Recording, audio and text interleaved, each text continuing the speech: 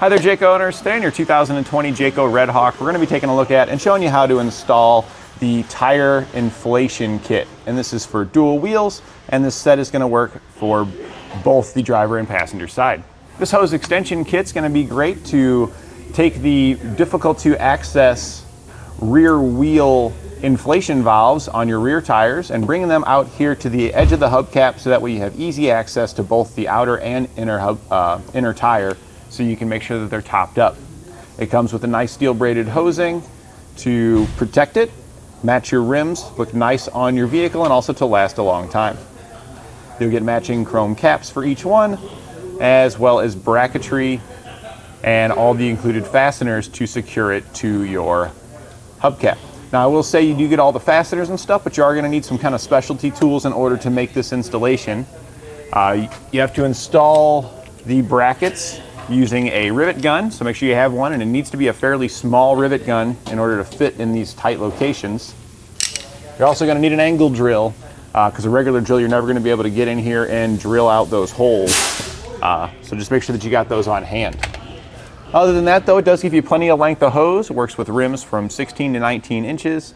And it's going to give you both two different style of hoses, one for the outer that curves to bring it out for you, and then a longer straight one for that inner wheel.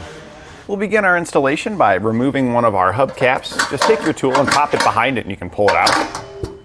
And then if you have extensions on there already, you'll want to remove those. So we're just going to get the customer's ones he's got off here off, so we can get the new ones on. You may or may not need some pliers and stuff to remove these. They're on here pretty stiff.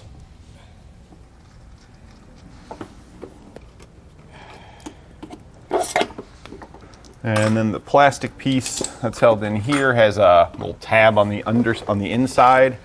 It's pretty difficult to see, but if you reach your hand around the tire, you should be able to feel it on the side.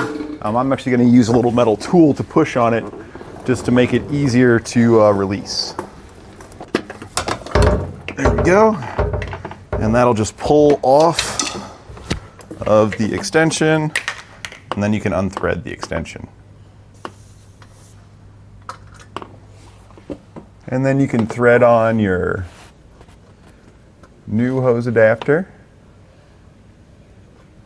We're using the long straight one for the inside wheel here.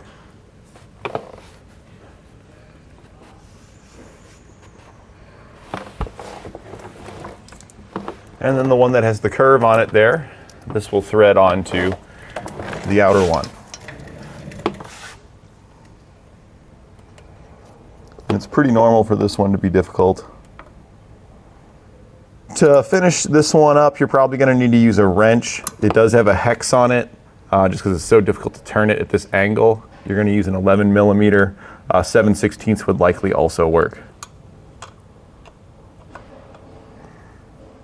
You don't want to go too crazy tightening this down. Like that's plenty snug right there. We're not going to go anymore. All right, now we have to modify our hubcap for the brackets that come included with the kit. So these are the brackets that'll install on your hubcap. The surface you see there is ever so slightly rounded to fit on the ball here. And you can install it however you want. You can do it like this or like this. I'm gonna put them like this just because you have to use rivets to install it. And it can be pretty difficult to use a rivet gun with it facing this direction, just because of the size and shape of the hubcap. The holes that you see there, you'll drill out with a 1/8 drill bit, and you'll drill them right into your hubcap to line up with those two offset holes. After your holes are drilled out, you'll take your rivet gun, insert your rivet into the end, and then line up your bracket with the location that you drilled. Slide your rivet all the way through. And then while you've got it kind of pressed in tight, squeeze the rivet gun. After you squeeze it once, you're probably going to have to let off and then squeeze it a second time.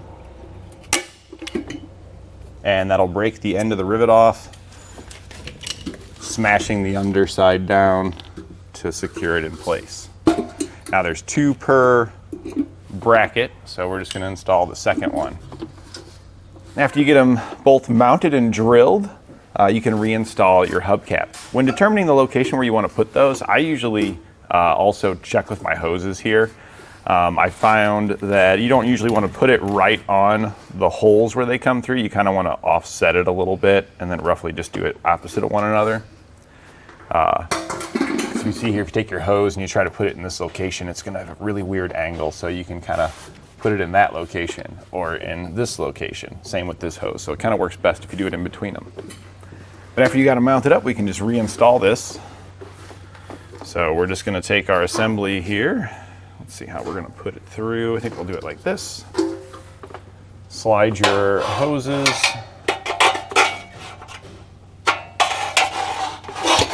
in the openings. And then just kind of line up those holes with the holes in the rim. And the hubcap will just tap back into place. The sound will change to a more full dud when it's fully inserted. We can then slide our hoses into the assemblies.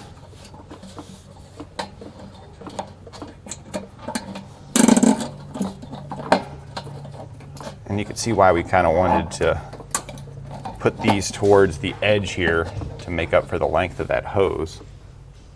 And then we'll slide it through the bracket and install the nut. We'll do the same thing with our other hose here.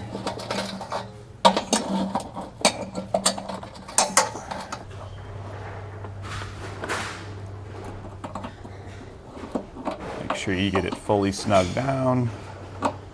We're just using a pair of pliers, just because you can also use a socket, like a 10mm.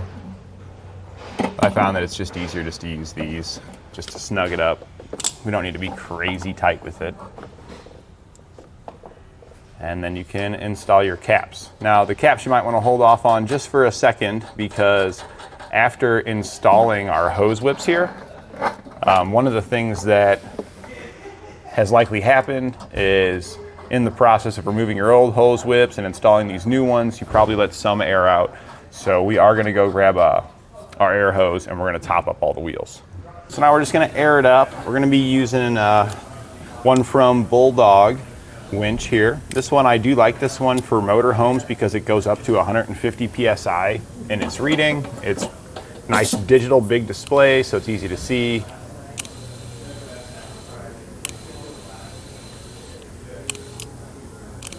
We've got everything aired up and completed and installed on this side. We'll just repeat the same process over on the other side to get that one installed. And that completes our installation of the dual wheel tire inflation kit.